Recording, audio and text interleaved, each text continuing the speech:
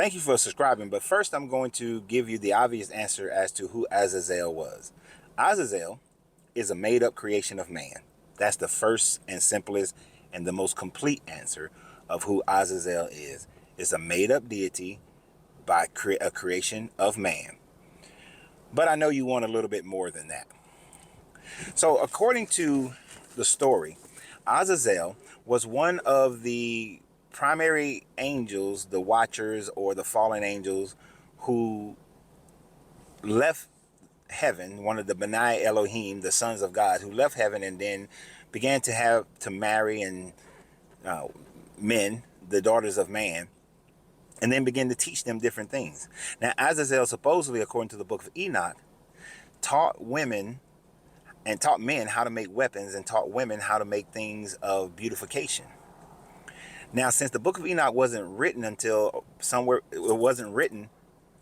the beginning at the earliest 400 BCE, and the last book of Enoch written around 100 BCE, they span a time frame where the stories continue to change, as well as he is mentioned in the book of Abraham, which is a first century writing as well, first century BCE writing as well. Now, in those writings, Azazel changes a lot, as you can imagine, over a 500-year period. In some instances, he is like Hephaestus, which they would have known about the Greek writings at that time frame. And Hephaestus is the one who gave man the knowledge to be able to create weapons.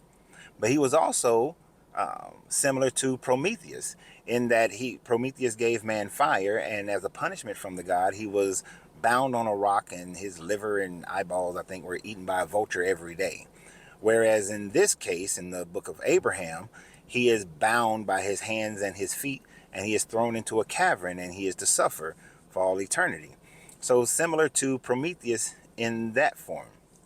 Also, he is similar to Vulcan, the Roman god who creates weapons for the gods as well. So he has a lot of similarities from contemporary belief systems that the Hebrew people of that day would have been familiar with.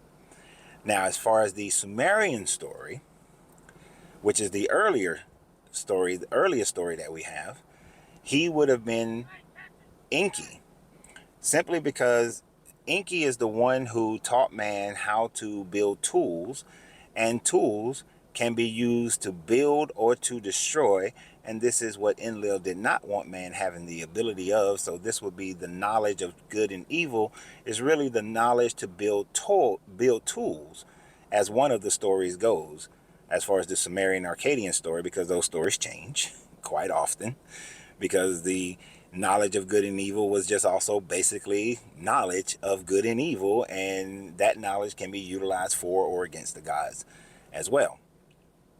So Azazel's history has changed in many different formats and could have been influenced by any number of those different stories of Enki, Hephaestus, Prometheus, Vulcan, and any other known deities in the Levant area. But he wasn't an original being, and he's not a real being. So you have a great day. And always remember, you have to free yourself to be yourself, because your greatness is non-negotiable. Good journey, good vibrations.